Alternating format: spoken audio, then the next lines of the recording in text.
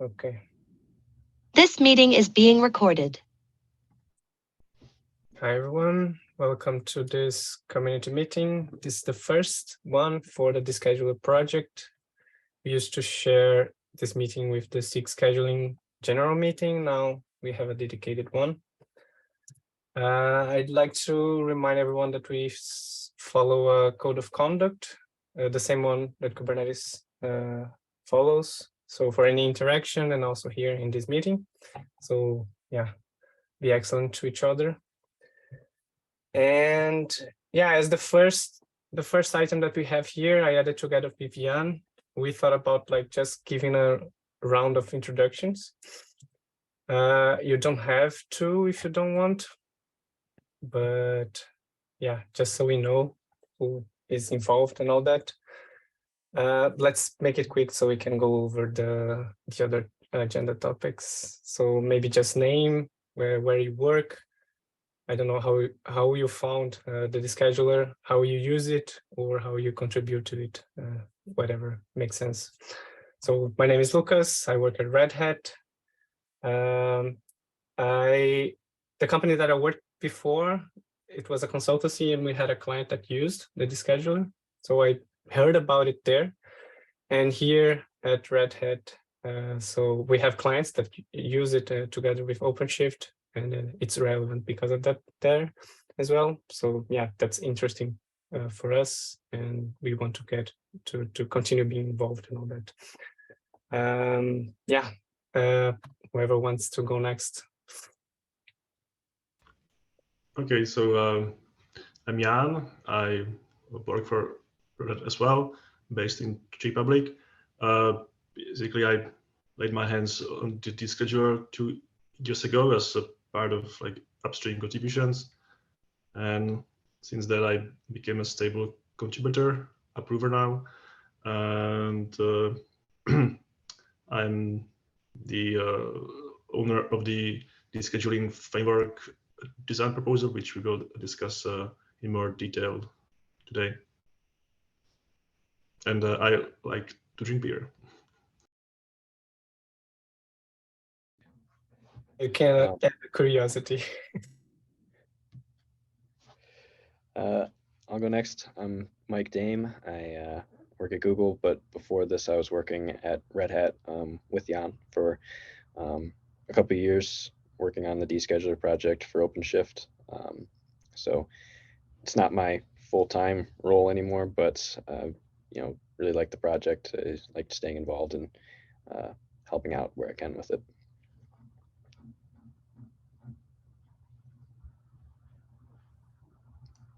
Okay, maybe I go next. So I'm Ukri from Intel, and we are basically using the DESCHEDULER. And what should I say? Well, we have a project called Telemetry Aware Scheduling, which is a Kubernetes scheduler extender. And basically, we can trigger descheduling based on telemetry data. And our use cases come from there, and they range from trying to, let's say, evict pods using a particular GPU, for instance, that is giving some kind of a telemetry information. So that kind of a stuff. And well, you have maybe seen me creating a few issues for the project. And therein rises my interest into these meetings as well. Hi, everyone. My name is Harsha. I work for Cisco. I've been using DESCHEDULER in the past for personal project in smaller capacity, but we have been experimenting using DESCHEDULER for a couple of projects in the DNA center infrastructure. So I've been experimenting with it a lot more than what I used to do before. So. Nice, thank you.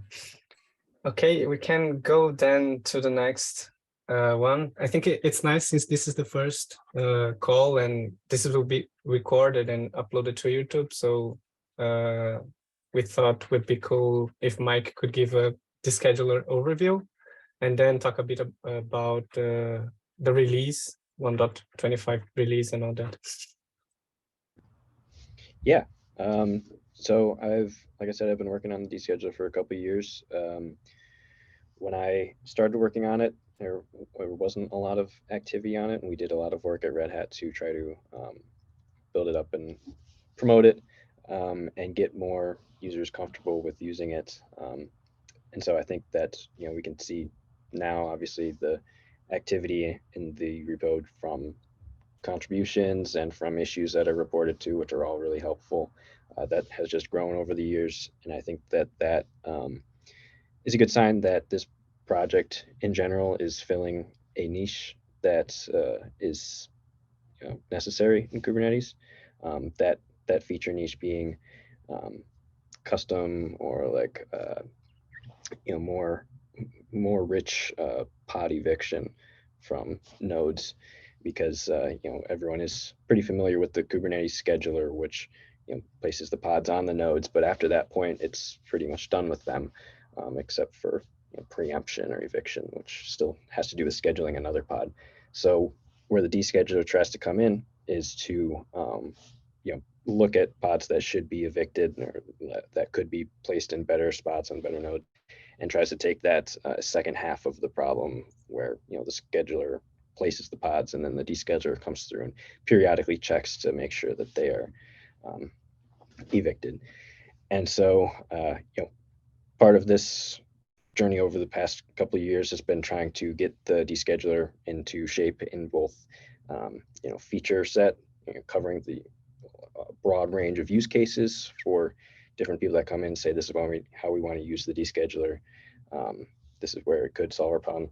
And also just building a sort of a stable tool that people are comfortable running in production. And so that's been a work in progress for us. We eventually settled on a stable, consistent release process, which I think has been going really well in time with the Kubernetes releases. And also being active and listening to feedback from users and helping get patches out when people find bugs, and all of that with I think relatively small community of maintainers, people that are doing this full time for work, and also just people that are, I think, interested in the project, or maybe just not sharing who they work for, which is fine. But it's been great to see it grow. And so on that note, we just published actually our v0.25.1 release today, because one of those issues that someone pointed out after our v0.25 release, and we were able to patch that and get it out really quick, which is good, but also shows that we still have some work on getting our release process to cover every edge case, make sure that things don't slip through. But I think that overall the release went well. We're really getting the process down through a lot of practice of doing it, and we have a lot going on this release too. We're making changes, big refactoring changes through the descheduler framework that Jan has designed, and Lucas and a bunch of other people have been contributing to. So I think it's expected that one or two things might slip through or go unnoticed while we're doing all of this change, but I think that's a really good measure to see that we just found one bug out of this total refactor of our code base. Really impressive, and really good job getting and resolving that and trying to get towards this stable product for people. So I've been rambling a lot. That's basically the introduction to the project, a brief little history on it, and kind of an update on this previous release. Yeah, I think the next thing, that's all that I really had to say. We could move on in the agenda to we're going to talk about the framework, I think. Yeah, sure. So let me share my screen. Hopefully it will work well. Yes. Great. So Control 5. Right. So we'll spend some time talking about why we decided to build the descheduling framework, some motivation, then in which talk a bit about the current state, and then we can have an open discussion asking about anything that comes to your mind. So before we even thought about the descheduling framework, there's been a lot of requests for getting new features in, creating new strategies, and it was always untrivial to provide the right amount of attention and review time. So like many issues and requests were hanging around, and even though when we finally merged all new features and new plugins, then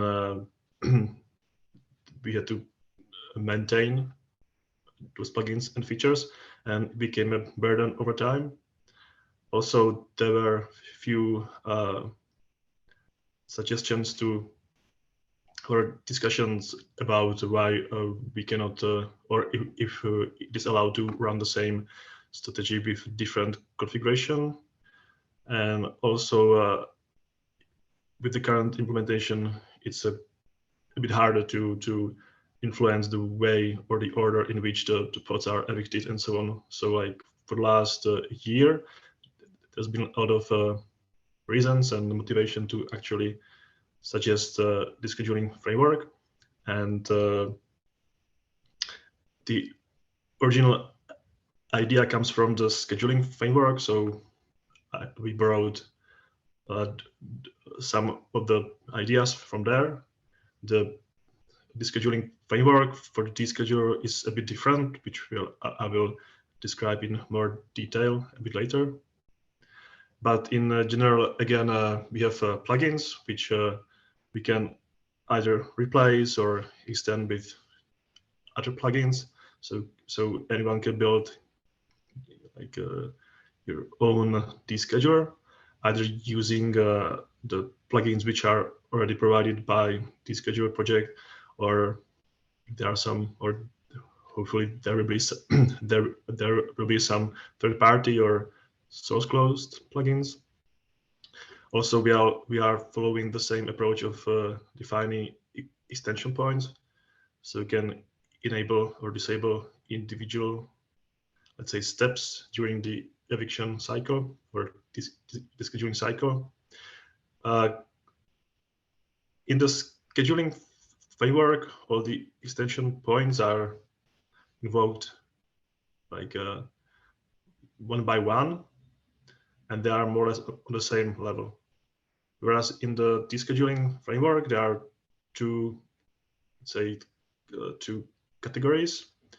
The highest one is there are just two extension points right now, deschedule and balance, which are the main entry points for each plugin.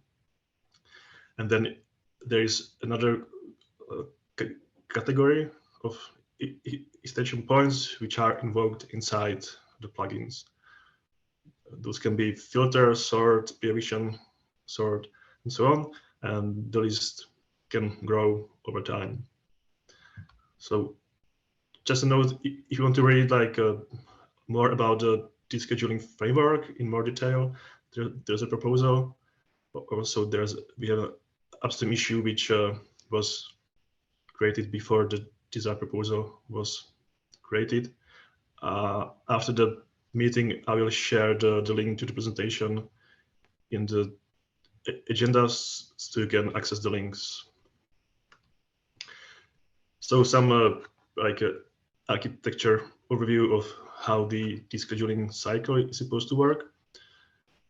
So compared to the scheduling framework process pods one by one. Whereas in the descheduling framework or the descheduler, each strategy or plugin can take more pods at once and then process all of them and then decide which of those pods get evicted.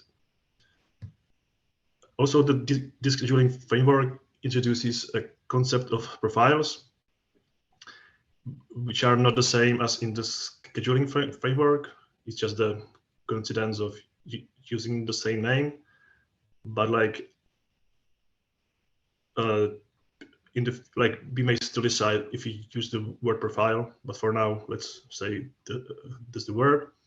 And each profile is just a set of or a list of strategies or plugins with their configuration. And why do we need profiles? Each profile can host the same strategy only once. So in case you want to run the same strategy or plugin, but with two different configuration, each configuration gets put into a profile. So then basically you have two or more profiles with different configuration for the same plugin. And this scheduler just runs one profile at a time. Once one profile is completed, then it runs another one, and so on. And again, as you can see, in each profile, you have a list of extension points. They are just like the two main extension points, DESCHEDULER and balance. And inside, you can invoke the other category of extension points, and it's up to a plugin designer to decide when each corresponding extension point gets invoked. Okay, so a bit about the current state and where we are. So thanks to the community contribution and all the folks who have been involved so far, we were able to migrate all the strategies into plugins using the new extension points, DESCHEDULER and balance. It's already part of the V1.25 release, but it's hidden under the hood because we are still bypassing using the original configuration.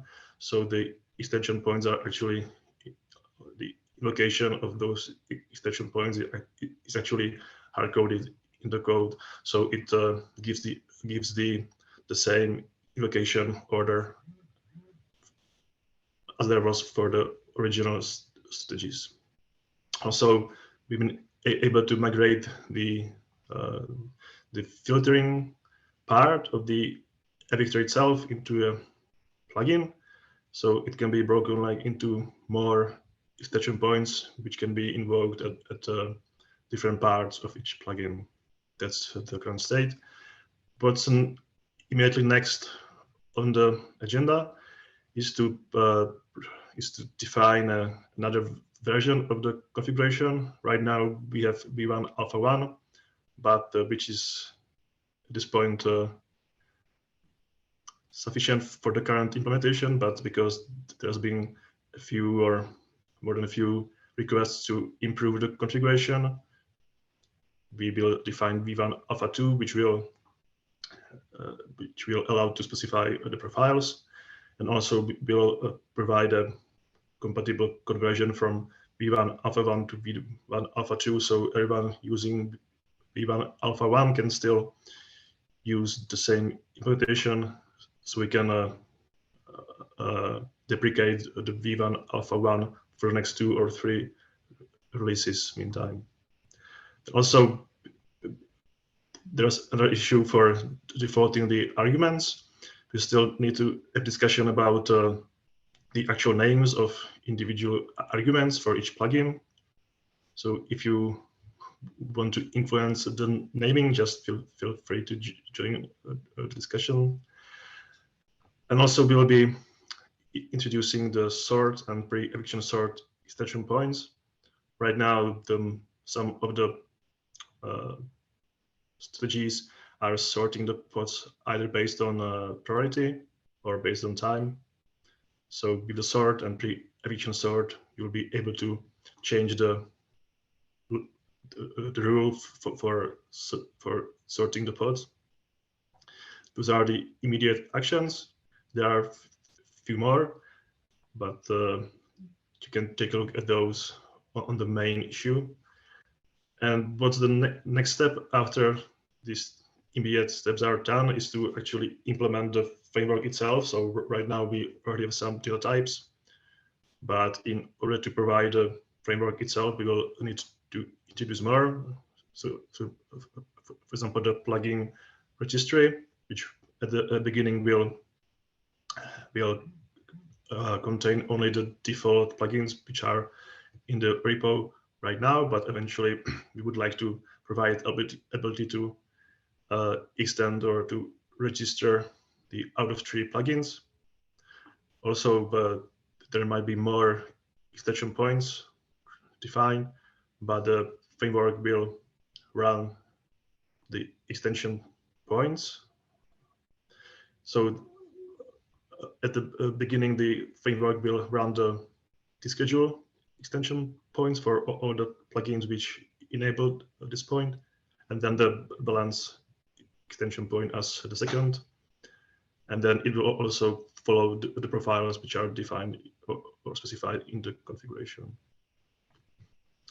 Also, one of highly discussed issues was that the node fit, the way it's implemented these days, it doesn't work identically or exactly for every plugin.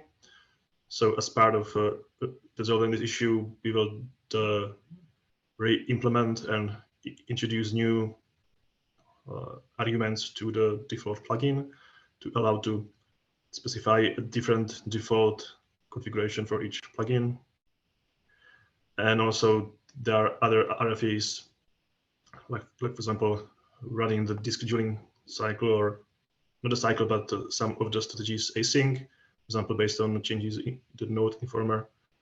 And also at some point, it might be great to talk about a plugin hub or follow at least the same approach for the scheduling plugins. Related to this Right. node fit thing, if I may interrupt, I noticed Mike had a comment in one of the issues that node fit might become a plugin. Is that still the plan? Yes, it is. So the node fit is a part of the filtering phase, which until now has been happening before the eviction itself. And then we move the code into the filter, or sorry, the pre-eviction filter extension point. And the next step is to define more configuration or more arguments and the defaulting. So then based on each plugin, the node fit can be basically configured differently.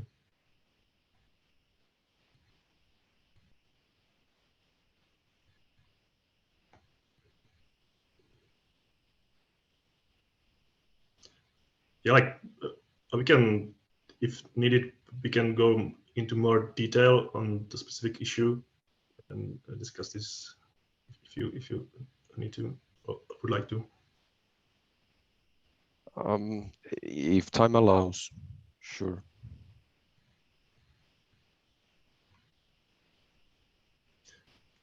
Okay, unfortunately, yeah, unfortunately, I haven't been overly active in the issue side. I just wrote a comment there today, just before this meeting. But overall, it looked good what you had planned for the fixes. There was one concern, but it's now written there in the issue. That's all from my side. I'm just kind of like curious to see how it turns out. Okay, yeah, I think if you have like 13 or 18 minutes before the meeting is over, so I can actually open the issue for a while. I also adding so the first thing that we did was just moving like the node fit part to the pre-eviction filter, and the PR is on the agenda as well. But then there's other steps that we are going to go over. Yeah, the pre-eviction filter looks good to me. Yeah, that's fine. And it's merged already. Yes.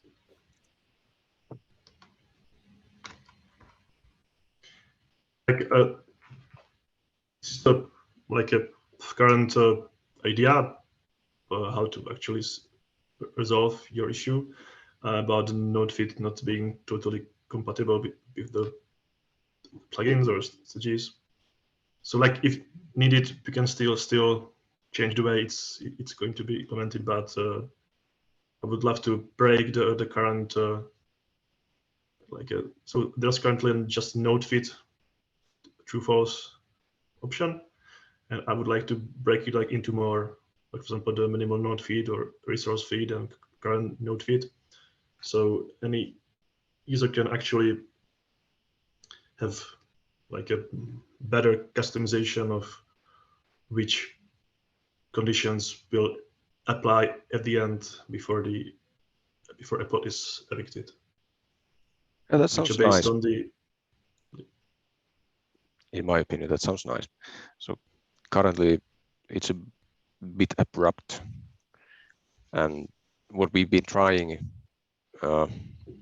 has been, as you know, this issue shows, to actually disable it totally, which isn't ideal. Unfortunately, it didn't quite work out because it's hard-coded in certain places. And actually in many of the former strategies now, plugins, it's still hard-coded in there. So at the eviction step, typically. Yeah, thanks for mentioning that, because that's one of the goals, to move as much of the logic that's hard-coded, but that can be made configurable, to move it out of each plugin and move it under like the extension points, which can be then customized.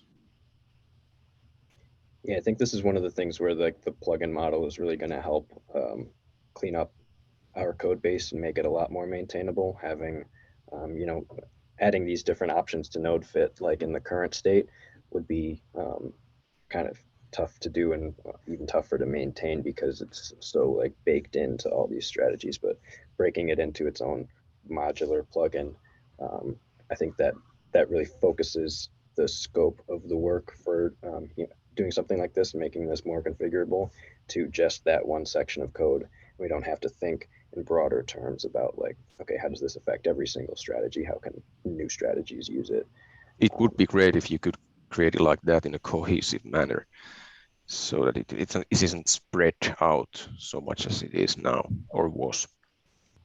Yep, Hey, related to the screen that you're showing, there's this please double check comment in there. So you mean the last comment, or to please double yeah check? So when I was looking at it, the results are the same, so I suppose that's backwards compatible. So if you look at it where you came from, node fit being false, meaning fits any node or doesn't fit the current node, those need to be there. And then the second option of being node fit true, and you end up with the exact same in the end. So I suppose that's backwards compatible, but it's not necessarily what the users expect, which is us. Yeah, I agree. It's not the best best solution, but would like to guarantee the backward compatibility at the first place, and that's actually the reason why we were waiting until now. Yeah, I know. The V1 Alpha 2 is going to be not fully compatible once it's implemented. Yeah, I was kind of looking for the API already today, but then I realized that it doesn't really exist yet.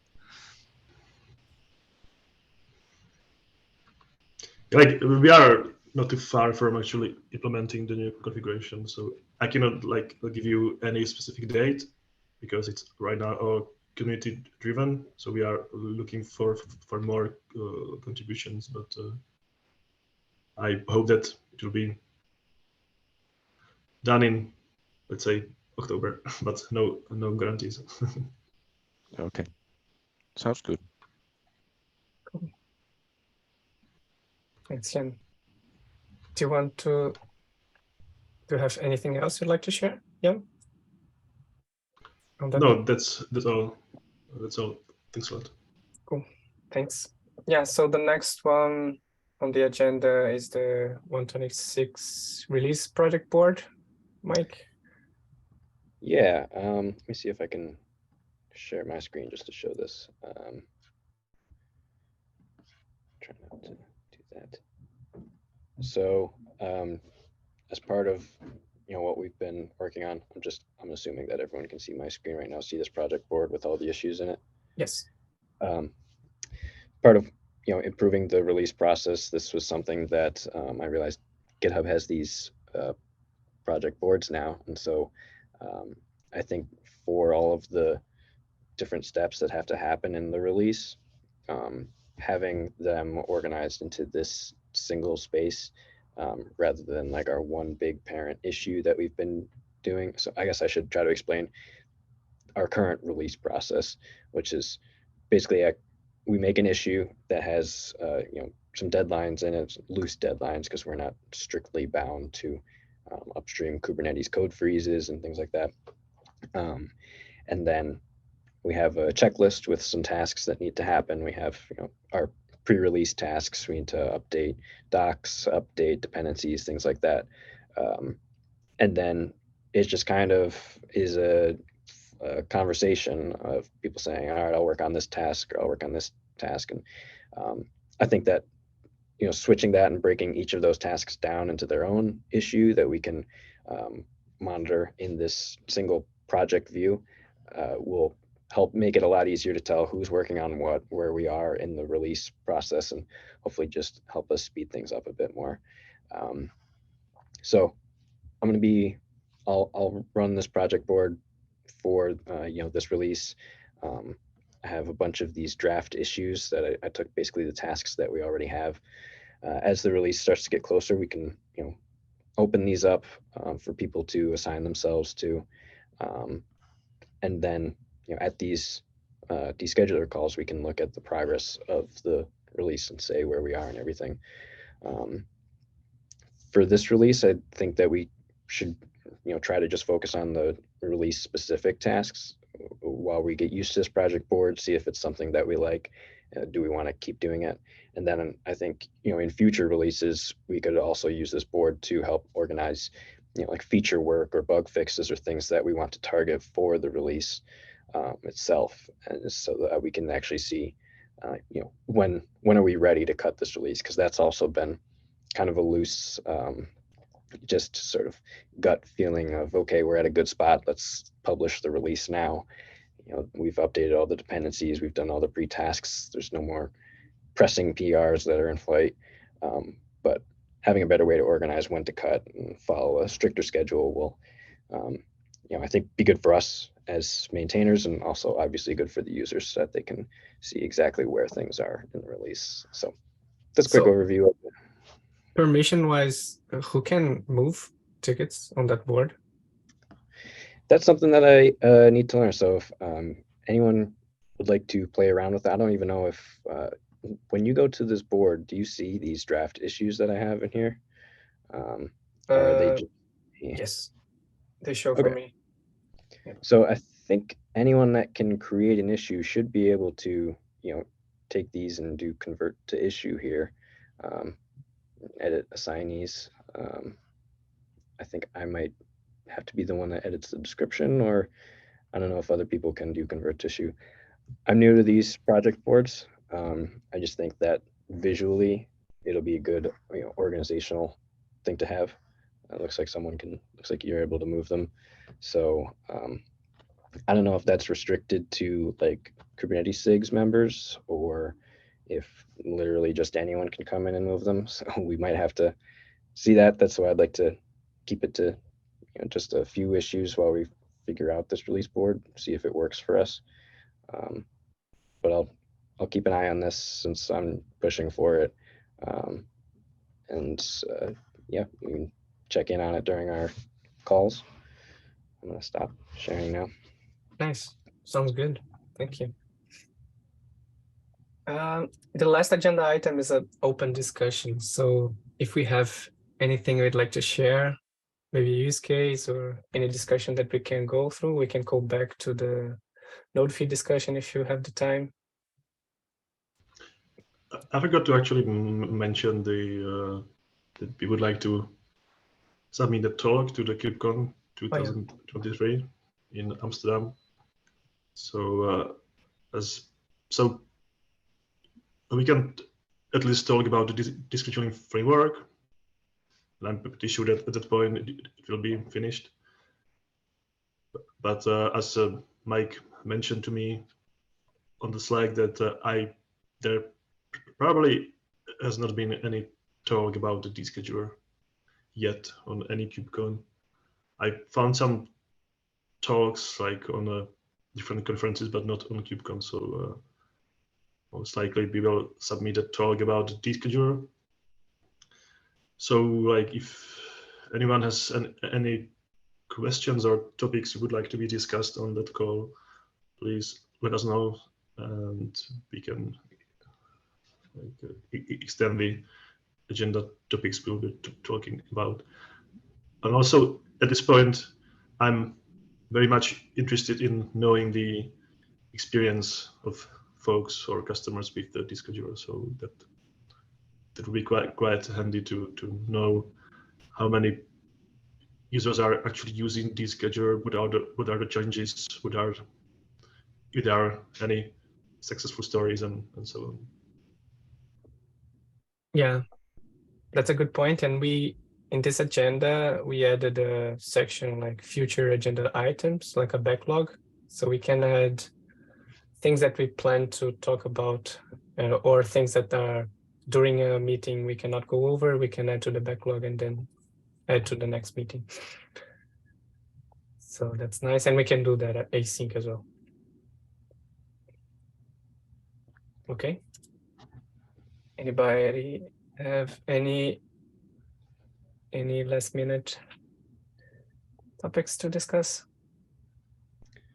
I just think that the KubeCon talk is a really good idea. I think you said I don't think there's ever been a descheduler KubeCon talk. So, the framework, obviously a big part of that, but I think for a lot of new people, even just like a big broad intro to the descheduler that, gives the use cases and a bit of an introduction will be great, and lead that into, what we're doing with the framework to give people more flexibility with this, because I think that there's probably a lot of people that have maybe heard of the descheduler, or maybe it wasn't suiting their use cases at the time, but things that we can find about how people are using it, like Jan was saying, would also be really good stuff to include into a talk. In a demo. In a demo, yeah. Okay. Anything else? I'll try to stop the recording and let's see if I can save it.